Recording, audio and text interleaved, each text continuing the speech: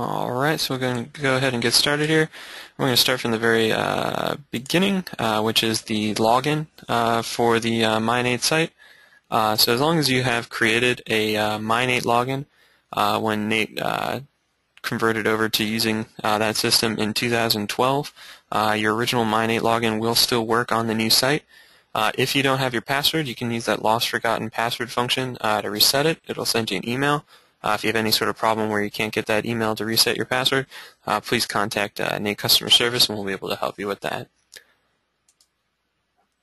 If you are a new proctor or you've never created a MyNate login prior to the MyNate launch in April of 2012, you would need to create your MyNate login. So to do so, you'd want to click on the First Time Users tab at www.mynate.org and select the Proctor's Activation type.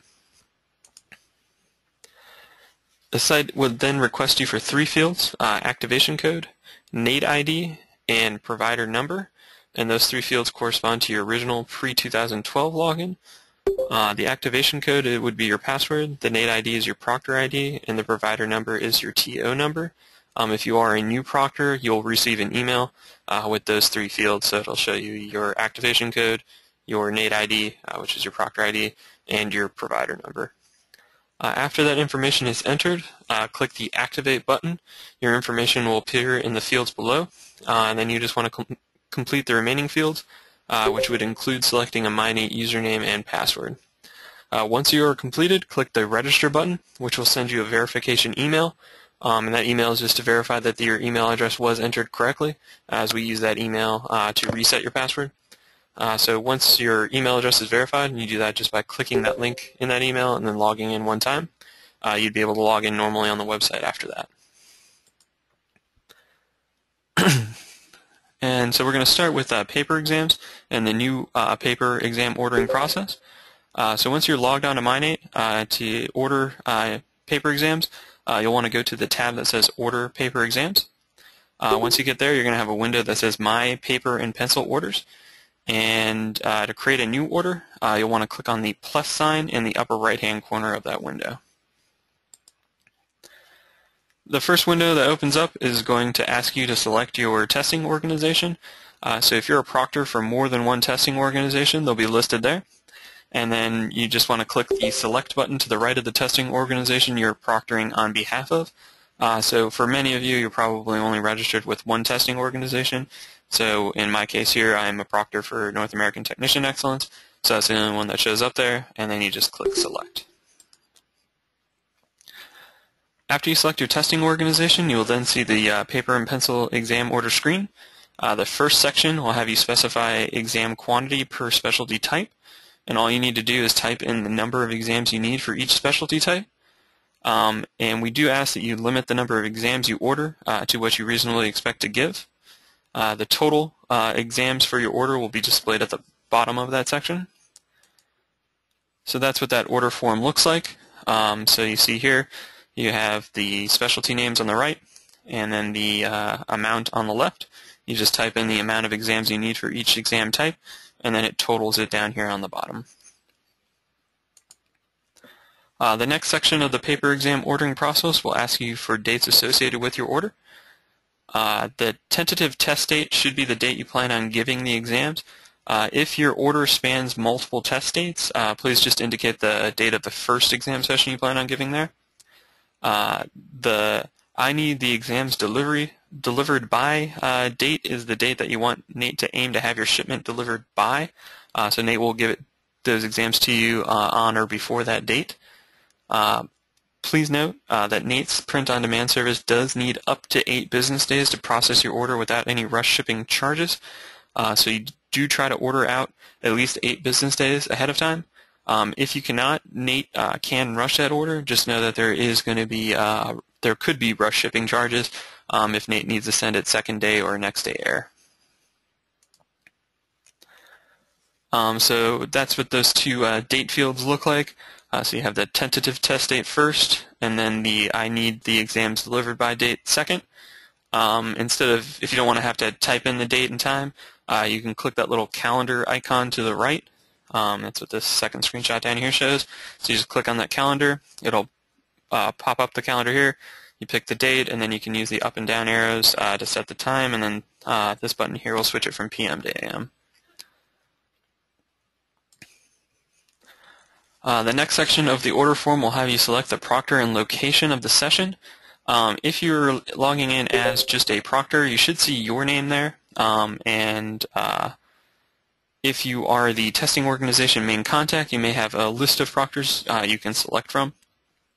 If your organization has multiple organization locations registered, you can choose one of those other locations. If not, you can just leave that at main. It won't affect where the exams are shipped. The final portion is placing an exam order, is the shipping address.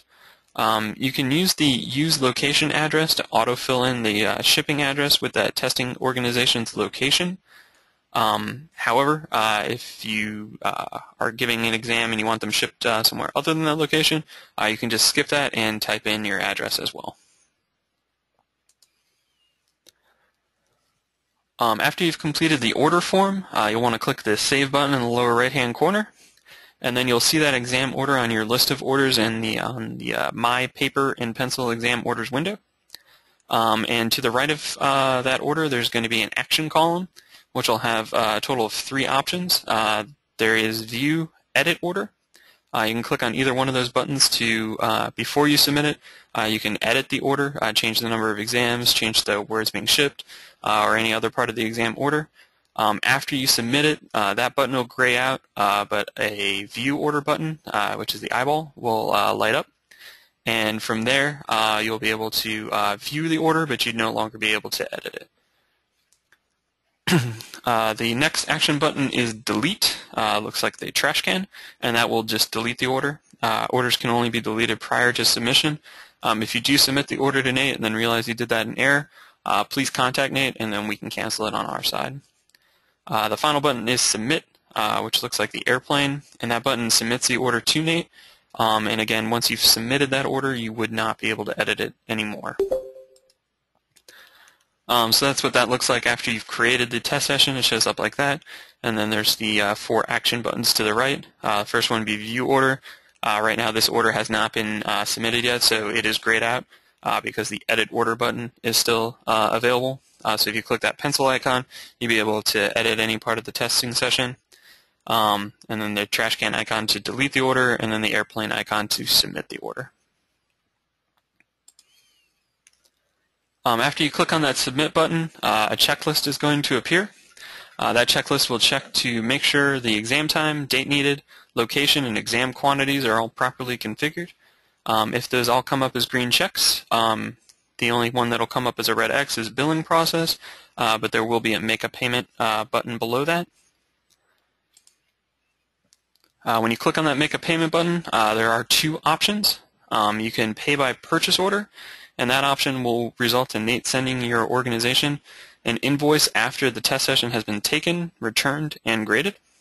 If your organization wants to receive an invoice for the session but does not use purchase order numbers, you can just type in none, and that is a free field. So if you had something other than a purchase order number you'd want on the invoice, you can enter in that text there. Nate will not invoice for any unused exams that are returned. The only exams that will be invoiced are those that were opened and used. Your other option is to pay by credit card, and that option will allow you to pay up front for the exams. Nate does not save any credit card information for security reasons, so you would have to enter in your credit card information every time you placed an order. If you return exams unused, Nate will credit your account back any amount you already paid up front. So that's what that looks like here. So you've got the exams listed there, the quantity, the price of each exam, and the total. And then you have the 2 options down below, pay by purchase order or pay by credit card. This next slide here, that's what it looks like if you choose pay by credit card. It's pretty standard information about your credit card. And this is what it looks like when you select that pay by purchase order. So again, that purchase order information line, that is a free field for you to fill out. So if you had any additional information you wanted on there other than a purchase order, you could also enter that in there. For both, once you make it through that kind of payment portion, you'll get a verification just saying that your payment was successfully processed. Then you can click the continue button again, and it'll bring you back to that course submission screen. And then to finally submit the order, you'll want to click on the PMP order submit button. At that point, your session has been sent to Nate for review and approval. Nate is just basically checking the exam quantities to make sure they're not unrealistic before we approve an order. So within 24 hours, you will receive a notice from Nate via email that your order has been accepted, or contact by Nate if we needed more information. So if you're ordering 500 exams, we'll just want to talk to you first and make sure that your session, that's a reasonable amount for if you're having a really large session. Nate will then send you a second notice via email when your order has been shipped with your tracking number and a copy of the Proctor script. So that's what that looks like when everything's been processed, including the billing.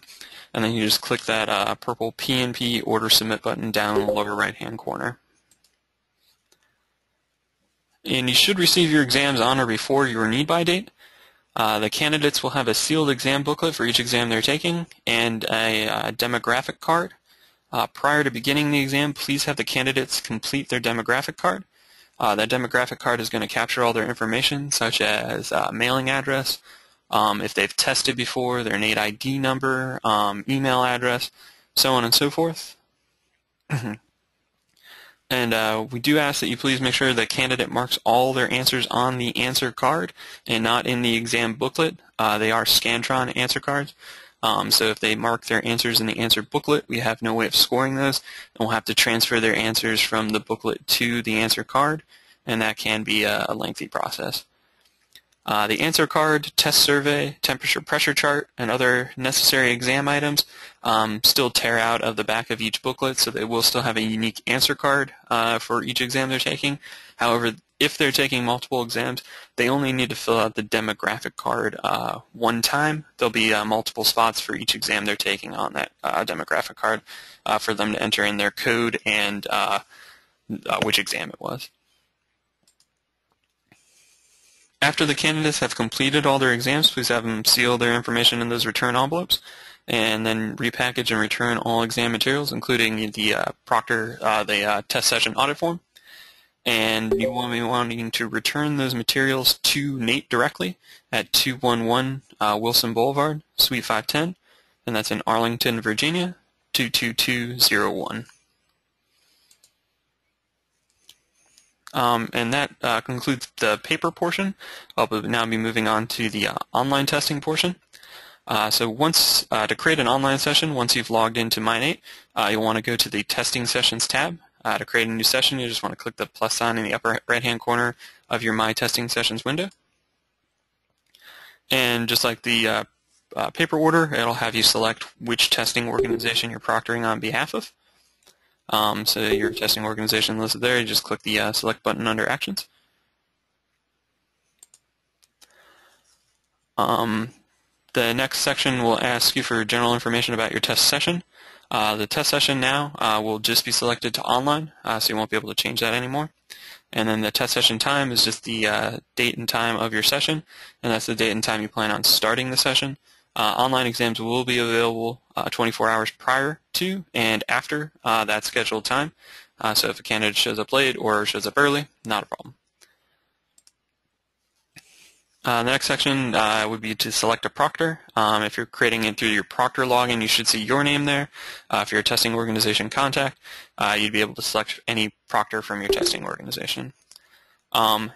With online sessions, when you create a testing session under a certain testing organization number, any proctor from that testing organization number would be able to proctor that online exam. The final section is select location. If your testing organization has multiple locations registered, you can select that one from there. If no other options exist, you can just leave it at main. So that's what that looks like now. So the session type can no longer change. It's just internet. Session time, select your proctor, select your location. Once that testing session has been created, you will need to add a roster for the online test. So to do that, you just click this Manage Roster button under Action. And from there, it'll pull up the roster management window. And to add a technician to your roster, you click the Add Technician button in the upper right-hand corner. And then it's going to ask you to enter in either their NATE ID number or email address for each technician. If the technician has tested before, they should have a NATE ID number, and that is the best choice to select to make sure a duplicate record is not created.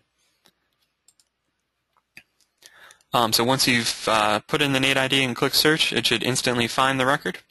And then you can just review that email address for accuracy, and then just check off which exams that particular technician needs. In this next example, we'll have a technician who does not have a NATE ID as they're a new technician. So you just enter in their email address and click Find Technician. It's going to search our entire database for anybody with that email address, and it will have you create a new record by entering in the technician's first and last name if it does not find anybody. Please note that once you click that Create Technician button in there in the lower right-hand corner, you will not be able to edit the name, so please double-check the spelling before you click Create Technician. After you've created the new technician's record, just select the needed exams just like before. Meaning you just want to repeat that process until all technicians have been added to the session. And you can review every technician, every exam in the roster management window at any time. And once all the technicians have been added to your roster, you can then close the roster management window. And so that's what that'll look like after you've added in each technician and the exams they're taking. And then once you have that roster completely built, you just want to click that Close button in the lower right-hand corner. The final step to creating an online test session is to submit the session. So once you have that roster built, you're ready to submit. And to do that, you just want to click on that airplane icon button on the right-hand side of the action column. Just like with paper, it checks to make sure that the session has been configured properly. So it's going to check to make sure the time is in the future, that a location has been set, that a proctor has been set, and that a roster exists. And then it's going to show billing process red X, and then you can click that Make a Payment. And again, payment screen is exactly the same as the paper version. So you can either choose to pay by purchase order or pay upfront with a credit card. If your organization does not use purchase order numbers, you can go ahead and put none or NA. If you do choose to be invoiced, we can still accept payment by credit card. You can just contact our staff accountant here at NATE, and she can accept that credit card payment over the phone. So again, that's what that looks like. Two options: pay by purchase order, pay by credit card. Credit card, pretty standard. Purchase order, exactly the same as the paper version. Just type in whatever you want there. And then once it's been processed, you'll get that, and then you'll be able to click Submit Testing Session. At that point, the session has been created. If you're within 24 hours of the start time of the session, it will now be available on the Pass site. So that's what that looks like whenever the payment has been accepted. It's ready to submit. Just click Submit Testing Session down there in the lower right-hand corner. Once the test session has been submitted, you can review the roster and just make sure everybody is registered for the correct exam, or if they need their NATE ID number for whatever reason, you can view it there as well. You can continue to add walk-ins for online testing, and you can do that by clicking that Add Walk-in button and following the same steps as adding a technician to the roster. However, the difference is you will have to go through the payment portion for each walk-in candidate you add, and it's the same steps as the payment portion for when you submitted the session as a whole. If you do not complete the walk-in process, the technician will still be added to your roster with the status of pending.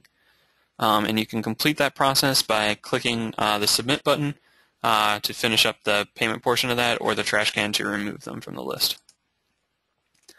So that's what that looks like on the roster. I've added myself to take an air distribution service exam, but I didn't finish the process, so I stay there as pending. And then there's an option to delete me from the roster or to submit it and go through the payment portion. Technicians in your session should receive an email immediately after the session has been submitted. That email contains their exam codes, and those codes can be used for two purposes. For the online exam, that code is required to start that particular exam, and that code is also used for technicians to create their Mine8 logins.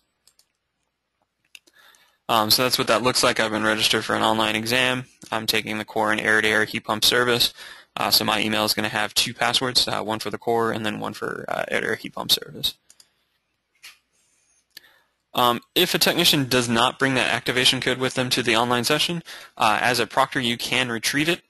To retrieve it, you just want to click on the Reports tab on your Mine8 page and then select the report called Proctor Pass Candidate Credentials from the drop-down menu. And that report is going to list all active activation codes for all candidates in active testing sessions for your testing organization. So as long as you're within 24 hours of your test session, you should see your candidates listed there and their activation codes. Candidates with existing Mine8 logins can also retrieve their activation code by just logging into Mine8 and then clicking on their Mine8 inbox, which looks like a golden envelope, up towards the top of their Mine8 profile. So that's what that report looks like, just reports, and then you come to this drop-down menu and then select Proctor Pass Candidate Credentials. If I was within 24 hours of any online testing session I had scheduled, I would see people listed here, and then this password column will have their activation codes for the exam. Likewise, if the candidate logs into their Mine8 record to retrieve their password, the golden envelope is located up towards the top here, to the left of where they see their name, and that inbox copies every single automatic email that the Mine8 website sends out to the technician.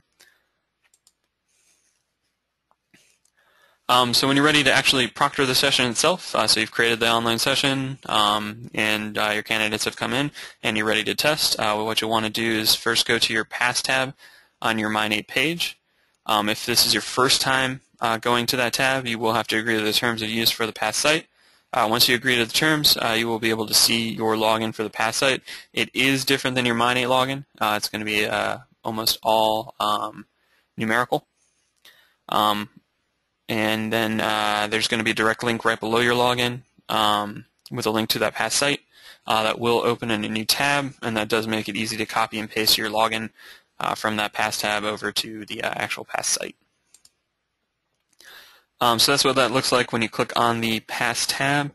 You'll see a button that'll say Show Info. You click that, and then it'll show you your proctor information, your user ID. Everybody's is going to be the same, Nate _ and then a series of numbers, and then your password is also a series of numbers, and then the link right there below it to go to the Pass site.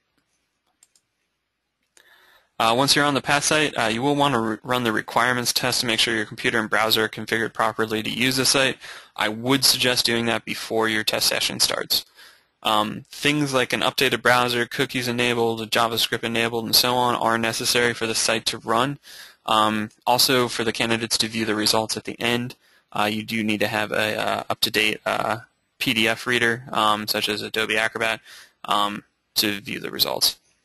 All those items should be free downloads, and you likely already have them installed on your computer. The most common one that comes up is that pop-ups have to be enabled, and usually there'll be an option that'll show up on your browser itself that says a pop-up has been blocked, and you'll have an option to allow pop-ups on that page. So that's what that looks like after you've run the test. It'll say each requirement, whether you passed or failed, and if you did fail, there's usually suggestions on how to fix that problem.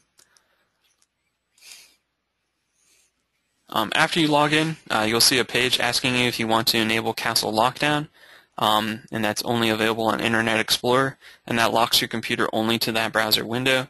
Nate does not require that. We would suggest that you do not select that option. If you have an active test session, you should be able to click the Continue button down in the lower right-hand corner to begin the session. So this first screenshot here, this is what it looks like if you log into Pass but you do not have an active session. You'll see that it'll tell you you're not scheduled to proctor and your Continue button is grayed out.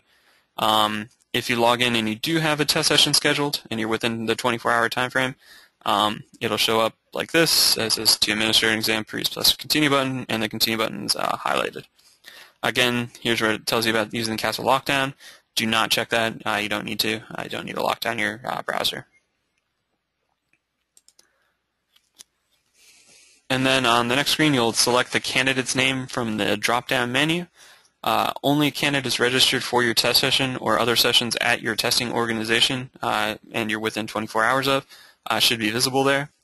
And then the next section will have you verify the candidate's photo ID, and then you just agree to different proctor attestations before continuing. So that's what that looks like. So you have the candidate's name here in a drop-down menu. In this case, I have a demo user. And then you just select their ID type, the state or province that their ID is from, and then you just check off each one of these.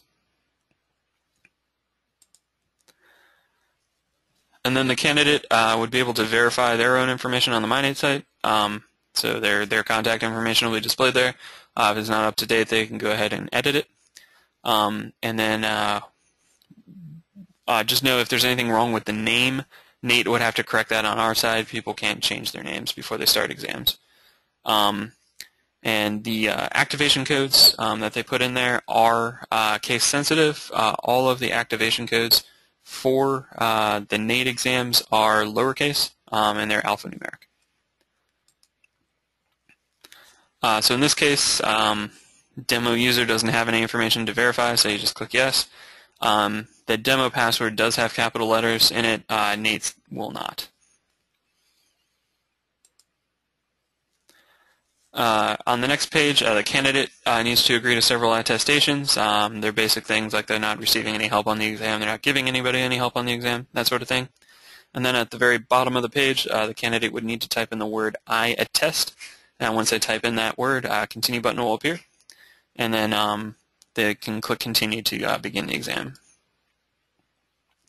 So here they say they check off these different attestations. And then down here at the bottom where it says please type in I attest, they do need to type in the words I space attest, and then the continue button will appear. The next screen is going to ask the candidate if they want to start the exam immediately or see a demo. The demo just shows the technician how to use the online testing platform. They're not Nate practice questions. The demo itself is not required. If they're nervous about taking an exam online, they've never taken an online exam, the demo might be worth them doing so they can kind of play around with it before there's an actual timer on their exam session. And then after they've done the demo or they click that begin exam immediately, the next screen is going to allow the candidate to launch the exam. A message may pop up letting you know that the browser window you're currently in will be closing. Please click yes to any of that and allow the windows to close. Sometimes it'll say you're navigating away from the page. Select the option that says leave page, and that'll pull you off and allow you to start the exam in a new window. Having the exam open in multiple windows or being logged into pass with the same candidate information in multiple windows will cause an error to occur and not allow that technician to continue the exam. You'll get a message saying that it's an invalid or expired key. So please make sure that the candidate, when that pop-up window comes up saying that the window needs to be closed, they click yes to that. And this is a screenshot of what that page looks like. So again, there's a reminder there. If your browser asks you to confirm closing a window, please click yes or the affirmative to proceed, and then you can click that take a test button. At that point, the candidate would now be taking the exam. There's different tools that they can use to navigate through the site. So the first are kind of basic navigation tools: first question, previous question, next question, last question, and then a go-to. And those are just the navigational tools. The technician does not want to use that back button or forward button on the browser. That will cause problems if they try to use that. So they want to make sure that they use the first question, previous question, next question, last question. The go-to option allows them to put in a particular question number, then they click go-to, and that'll bring them right to that number. Then there's also options to flag questions. So the middle option will flag a question for review. The flag with the left arrow will bring them to the previous question that they have flagged, and the flag with the right arrow will bring them to the next question that they have flagged. And so they can flag a question, complete the exam, and then go back to those flagged questions afterwards. There is a timer, just shows them the remaining time left for the exam. If seeing that counter counting down makes them nervous, there is a button to hide it. Below the questions, there's going to be just a counter that keeps track of where they are in the exam. So it'll tell them how many questions are still left unanswered, how many they've answered, and how many questions they've flagged. And then there is also a help button, which just explains these navigational tools I just went over.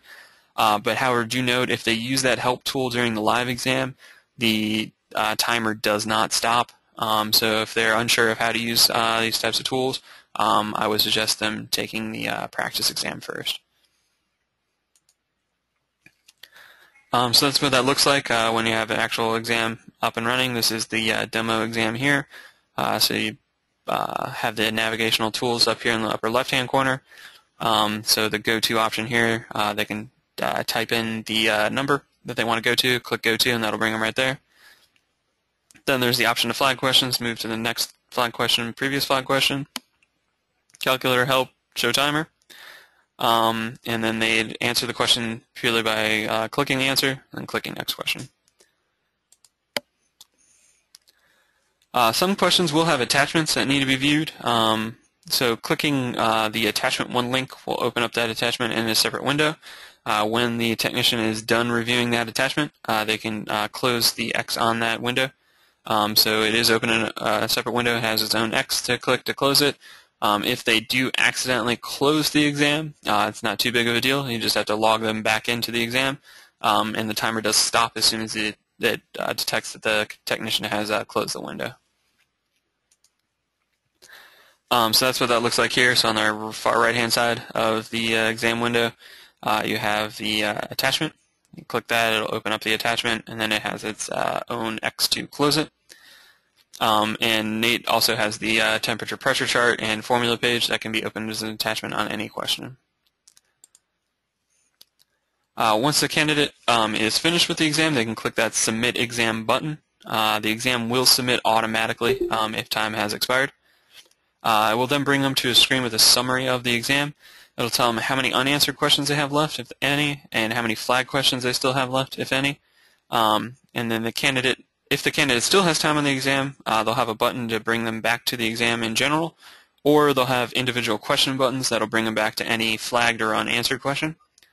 Once they're completely done and they're sure about being done, they can just go down there to the bottom of the screen and type in the words "I understand," and then they'll have an option to click yes, end the exam now. So that's what that screen looks like there. So in this example, I have question 8 flagged, and I also have question 8 unanswered. So when I went to submit the exam, it lets them know I still have time left on my exam, and I could go back to question 8 just by clicking that there. Or I can choose this option down here, no return the exam, and that'll bring me back to whatever question I was on when I click the submit button. And then just a reminder, if you end the exam now, you can't reopen the exam. So if you're ready to end it, you just go down there, type in the words "I space understand," and then that button down here will light up, and they'll be able to click yes, end the exam now, and that will submit the exam to Nate. The final screen will let the candidate see their results for the online test. So the results are generated instantly, and it'll let them know whether or not they passed or failed. Nate does not give out scores for our exams. All of our exams are pass or fail. Candidates that fail the exam will have a more detailed score report available on MyNate, which will give them a breakdown of each domain area in the on the exam and the percentage of questions they answered correctly.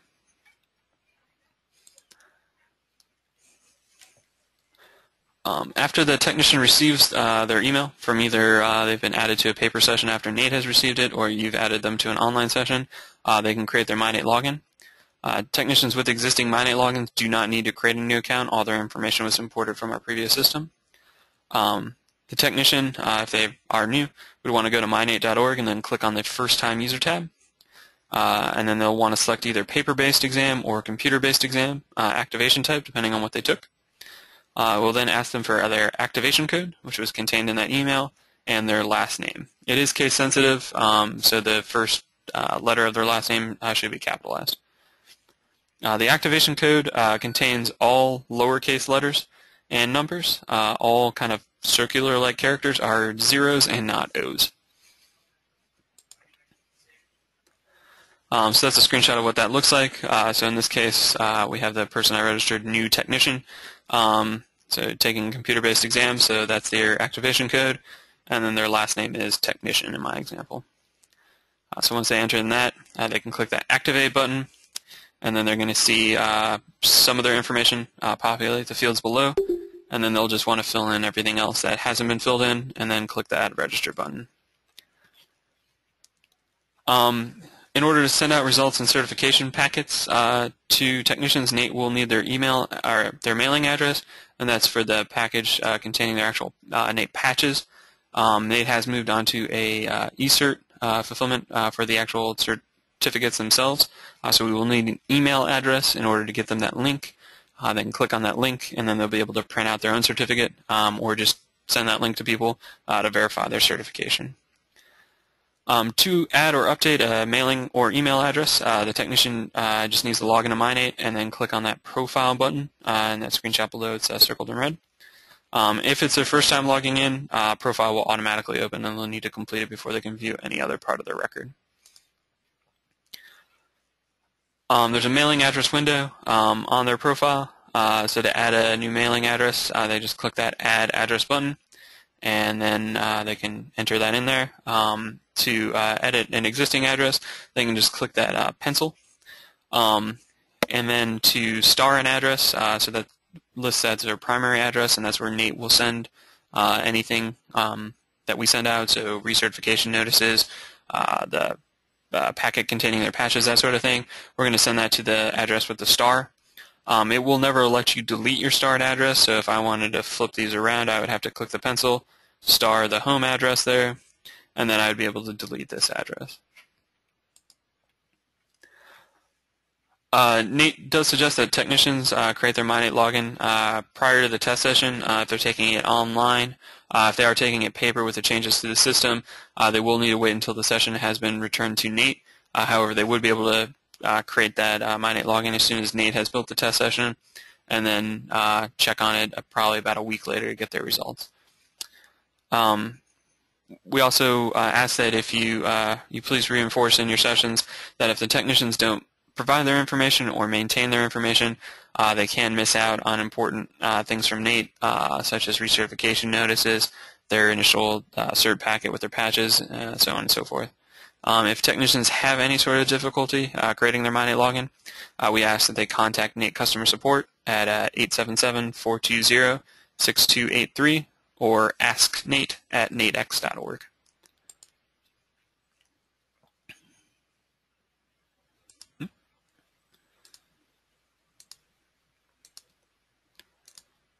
All right, and that is the end of our slideshow. So I'm going to go ahead and review any questions that have been asked that have not been covered yet. So there was a question, if you invoice us, can we still pay by credit card? And the answer to that question is yes, we can. You can just contact NATE via phone and then provide your credit card information over the phone to our accountant, and she can apply that to your invoice. Ask, can we print out these instructions? The answer to that question is also yes. These will be uploaded on the MyNate site under Partners in Testing, Proctors, and then Getting Started. You'll be able to find this presentation along with a few other resources, and you can print them out. We also asked, how soon will this session recording be available? As soon as we finish here, I'm going to convert it over to a format that can be uploaded online and then get it up on NATE's YouTube channel, so hopefully later this afternoon. Question, for ordering paper exams, we no longer need to enter in the technician's name, phone number, and email of those who are taking the exams, and that is correct. So with paper exam orders now, all you need to do is specify the quantity of exams you need. The candidate will provide all that information on the demographic card that now comes with paper exams and return that to NATE. So we do ask that when you're proctoring the session, you make sure that the technicians are completing that demographic card in full in order for NATE to have good contact with them and make sure they get everything from NATE. All right, and are there any other questions? You can type them in that chat box below.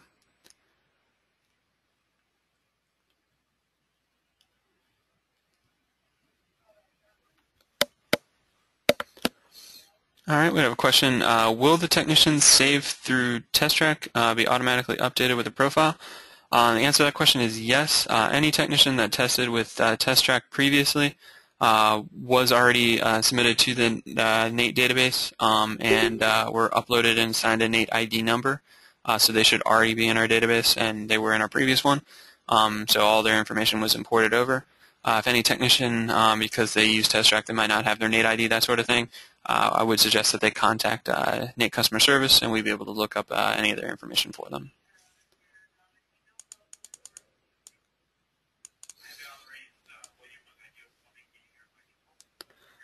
All right, are there any more questions?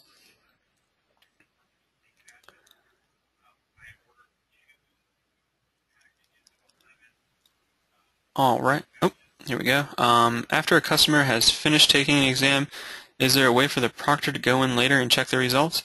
And the answer to that question is yes, if the technician has agreed to release their results to a third party. So that is an option that they can select on their MyNate profile. So to get there, they'd want to log into MyNate, go to their profile, and then there is an option for them to share their results.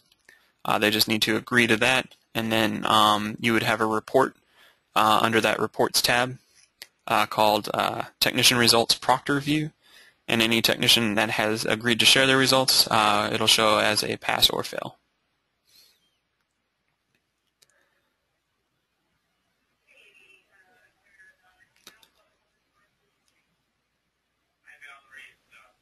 There's a question, since paper testing is delayed for sometimes a month or two, can NATE delay the billing to the testing organization?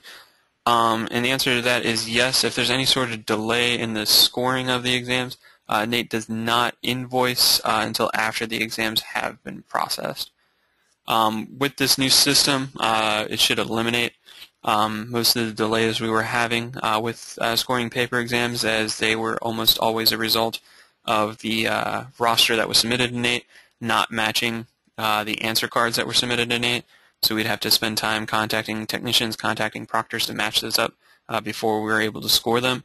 Now that the demographic card is being returned with the exams, NATE will be creating those test sessions ourselves. And because the information is already there after the technician has tested, those rosters will be accurate, so they will be able to be scored much more quickly. And also by switching to the e-fulfillment, technicians should get their will get their link to print out a copy of their certificate every Monday at the beginning of the week. So if their exam was graded on a Thursday, that following Monday they would get their link in order to be able to print out their certificate.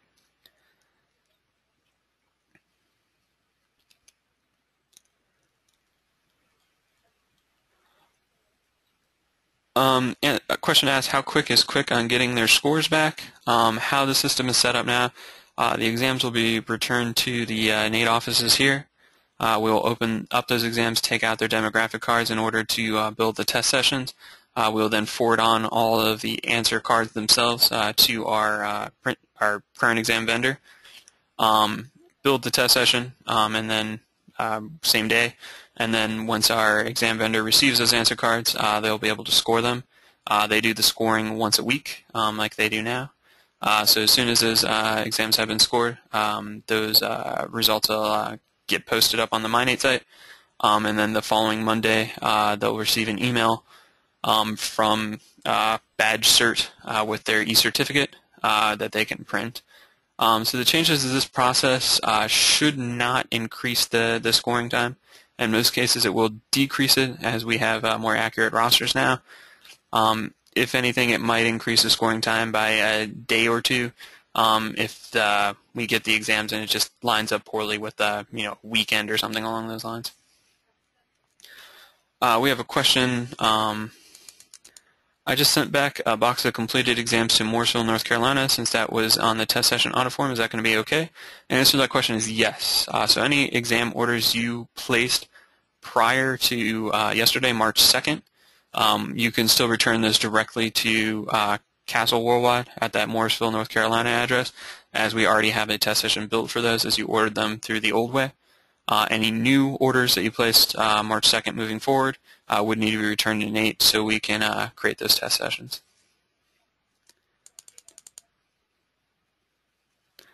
Question, in MyNate, where again do you find the instructions to print out a hard copy?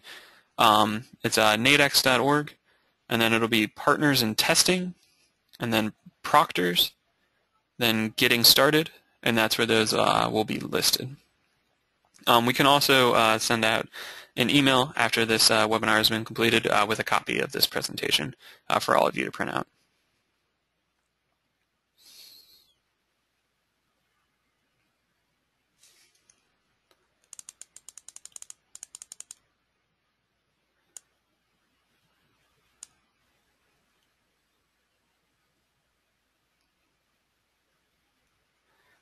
Question, I had a customer last week who had studied for his test on YouTube and failed. He asked me if the tutoring on YouTube is valid. Is it? Or is there easy access to materials they need for testing?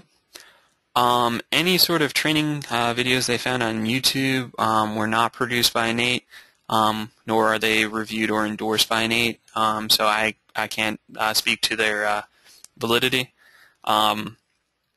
And to the second part of the question, is there easy access to materials? If they're looking for study materials, Nate does have the yellow RSES books available on our online store. If you go to natex.org under the About Nate, you can find a link to the online store from there, and they can order those training booklets, as well as if they go to the Resource Center portion of the NateX website. The very first option, Training Resources, has the list of Nate's third-party partners who have produced study material for Nate, such as ACCA, RSES, and so on and so forth, and they sell materials off their own websites.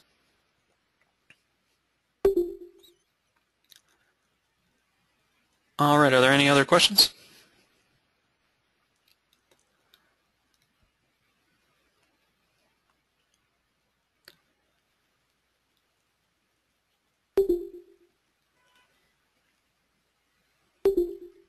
Okay, does not look like there's any other questions, so I'm going to go ahead and stop the recording and unmute phones. If anybody had any questions they want to ask over the phone, you can go ahead and do that now.